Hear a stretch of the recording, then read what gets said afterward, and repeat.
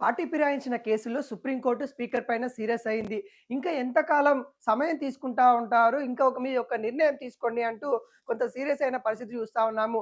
ఇప్పటికే స్పీకర్ ఏడుగురికి సంబంధించిన నిర్ణయం అయితే తీసుకోవడం అయితే జరిగింది. ఏడుగురు గూడా బీఆర్ఎస్ పార్టీలో ఉన్నారన్నట్టుగా వాళ్ళ యొక్క పిటిషన్ గూడా కొట్టేసిన పరిస్థితి అయితే మనమైతే చూస్తాము. ఆ ఏడుగురు గూడా కొంతవరకి మేము అంటే బీఆర్ఎస్ పార్టీలో ఉన్నామంటూ వాళ్ళ యొక్క లీగల్ సెల్ సంబంధించిన వాళ్ళతోనైతే అటు స్పీకర్‌కి అయితే కొన్ని పత్రాలైతే సమర్పించడం అయితే జరిగింది. వాటన్నిటిని కూడా పరిశీలించిన తర్వాత స్పీకర్ ఒక నిర్ణయం తీసుకోవడం అయితే జరిగింది. ఆ నిర్ణయం వీళ్ళు పార్టీ మారలేదు, బీఆర్ఎస్ పార్టీలో ఉన్నారన్నట్టుగా వాళ్ళకి సంబంధించిన పిటిషన్ కూడా కొట్టేసిన పరిస్థితి చూసాం. వీటన్నిటిపైన కూడా ఈరోజు మరోసారి సుప్రీంకోర్టులో వాదనలైతే బలంగా వినిపించడం అయితే జరిగింది. వాటన్నిటిపైన కూడా కొంతసేపు చర్చ జరిగిన తర్వాత స్పీకర్ పైనైతే కొంత ఫైర్ అయిన పరిస్థితి అయితే చూస్తా ఉన్నాము. ఇంకా ఎంత సమయం తీసుకుంటా ఉంటారు? మిగిలిన ముగ్గురు పరిస్థితి ఏంటి? ఏడుగురి యొక్క నిర్ణయం అయితే ఇచ్చారు. మరి మిగిలిన అటు దానం నాగేంద్ర కావచ్చు, కడియం శ్రీహరి కావచ్చు, సంజయ్ కుమార్ కావచ్చు. వీళ్ళకి సంబంధించిన రిజల్ట్ ఎప్పుడు ఇస్తారు అంటూ మరో 2 వారాల సమయం అయితే స్పీకర్‌కి అయితే ఇవ్వడం అయితే జరిగింది. మీరు నిర్ణయం తీసుకోకపోతే చెప్పండి. మీకు నిర్ణయం తీసుకునే అవకాశం లేకపోతే చెప్పండి. మేము ఏదో ఒక నిర్ణయం తీసుకుంటాము. మీరు ఏదైతే అసెంబ్లీకి పెద్ద కాబట్టి మీరే ప్రథమ పౌరుడు కాబట్టి ఖచ్చితంగా మీ తర్వాతనే మేము ఆ అవకాశం ఉంటుంది. మరి మీరే ఎటువంటి నిర్ణయం తీసుకోకపోతే మేము ఇన్వాల్వ్ కావాల్సొస్తది. మేము ఇన్వాల్వ్ అయితే ఆ పరిణామాలు వేరేలా ఉంటాయి అన్నట్టుగా కొంత స్పీకర్‌కైతే వార్నింగ్ ఇచ్చిన పరిస్థితి అయితే మనమైతే చూస్తా ఉన్నాం. ఎందుకంటే గత కొద్ది రోజులుగా ఈ నిర్ణయం ఏదైతే ఉందో కొంత పెండింగ్ చేసుకుంటూ వెళ్తా ఉన్న పరిస్థితి కనబడతా ఉంది. కొంత ఆలస్యం జరుగుతా ఉన్న నేపథ్యం కూడా మనం చూస్తా ఉన్నాం. పార్టీ ఫిరాయింపుకు సంబంధించిన కేసుల్లో ఏదో ఒక తీర్పు వస్తుందని కూడా మనం గతంలో కూడా అనుకోవడం అనేది జరిగింది. అంటే పక్క రాష్ట్రాల తీర్పు ఏదైతే ఉందో ఆ తీర్పు ఇక్కడ కూడా రిపీట్ అయితదని కూడా బీఆర్ఎస్ శ్రేణులు అయితే కొంత ఆశించిన నేపథ్యాలు కనబడతా ఉన్నాయి.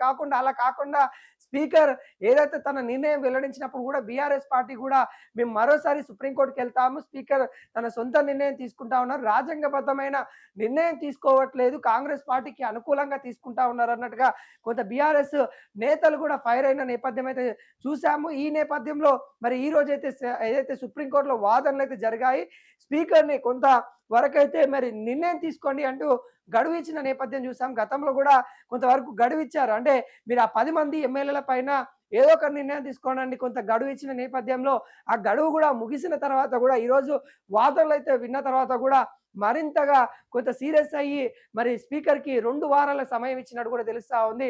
దాదాపుగా దానం నాగేంద్ర, కడియం శ్రీహరి, సంజయ్ కుమార్ వీళ్ళకి సంబంధించిన ఏదో ఒక నిర్ణయం స్పీకర్ తీసుకోవాలి. ఈ 2 వారాలలో వీళ్ళ ముగ్గురికి సంబంధించిన నిర్ణయం తీసుకోవాలన్నట్టుగా కొంత చెప్పినట్టు కూడా తెలుస్తా ఉంది.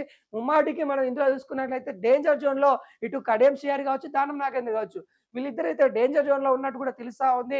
ప్రధానంగా దానం నాగేంద్ర రాజీనామా చేపించాలని తీరుగా వెళ్తా ఉంది కేసు అన్నట్టు కూడా చెప్పుకోవచ్చు. ఎందుకంటే ఆయన కాంగ్రెస్ పార్టీ బీఫామ్ మీద సికింద్రాబాద్ ఏదైతే పార్లమెంట్ నియోజకవర్గం ఉంటుందో అక్కడ పోటీ చేశారు. బలమైన సాక్ష్యాధారాలున్నాయి.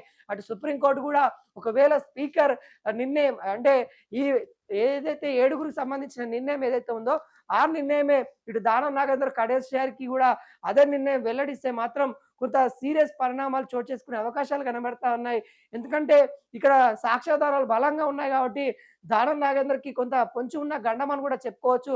ఈ నేపథ్యంలో స్పీకర్ ఒక నిర్ణయం అయితే తీసుకోవాలన్నట్టుగా సుప్రీంకోర్టు కూడా కొంత హెచ్చరించినట్టు కూడా మనకైతే తెలుస్తా ఉంది.